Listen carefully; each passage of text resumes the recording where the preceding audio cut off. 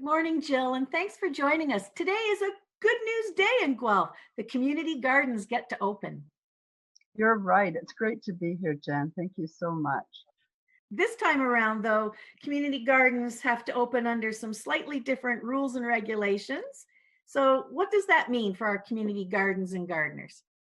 You're right. It is quite different. The community gardens are running under the guidelines of the Wellington Dufferin Guelph Community Public Health guidelines, which means several things actually. But first of all, the garden coordinators and registered gardeners and volunteers only are allowed in the garden.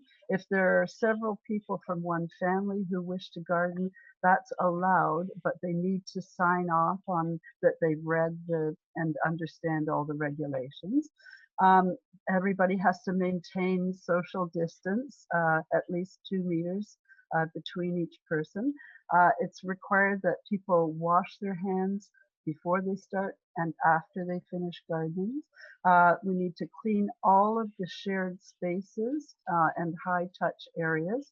And for the most part, people are asked to bring their own gardening tools, but anytime that any shared tools are used, they need to be disinfected after use each time. So those are the main things. The Community Garden Network is supplying signage that stipulates exactly those rules and that are laid out by the public health. How many community gardens do we have in Guelph? Actually, there are about 25 community gardens in Guelph at the moment. There are also 2 community orchards and 1 community food forest. And this year, excitingly, there are 4 more gardens opening. Gardening and growing your own food, especially during COVID-19, seems to be more and more on people's minds. And what are typically the things that are being grown in the gardens? Well, that probably is a cultural thing, and we have lots of various cultures represented in Guelph, but for sure people grow things that are hardy in Canada. Lots of greens and lettuces, and those will be probably early crops. We have rhubarb and asparagus in our garden that are coming up already, but zucchinis are popular, potatoes, carrots, tomatoes are, big hit, as well as cucumbers and all kinds of things, herbs as well. And so most of the gardens people are growing primarily for themselves and their families. They may share a little bit, but tell me what makes the garden that you coordinate a little bit different. You're at the Harcourt Communal Garden. You're right. In most of the community gardens, people actually rent plots that they take care of. At the Harcourt Communal Garden that I coordinate, we are pardon me, maintained all by volunteers, and all of the produce goes to Chalmers Community Services Food Pantry and help to feed some of Guelph's most food insecure people.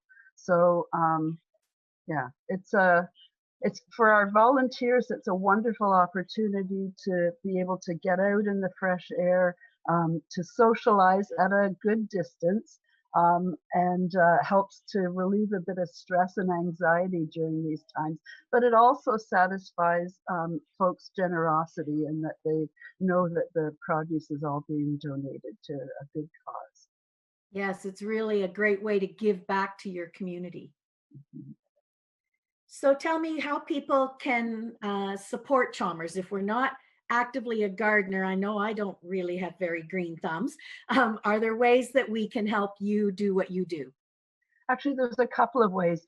It occurred to me that if folks have spare produce from gardens in their own homes, all of the emergency food pantries would be happy to take surplus produce to give out to their guests.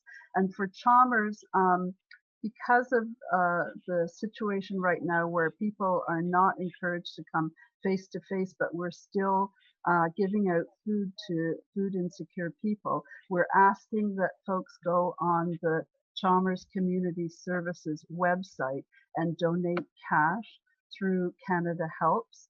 And that way the staff can buy what they need at a much better price than individuals can buy it in the store. So that would be very helpful.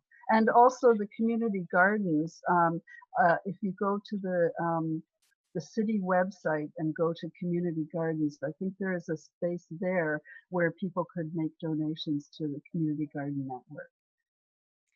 Now, the weather hasn't been fantastic so far, but hopefully moving forward, we're looking forward to some warmer temperatures, and we do actually need rain for things to grow. So I really hope we have a great growing gardening season ahead of us. Well, thank you for that wish. I hope the best too. All right, well, take care. Thanks for joining us today, Jill. Stay safe. Thanks, Jen. My pleasure. Bye-bye.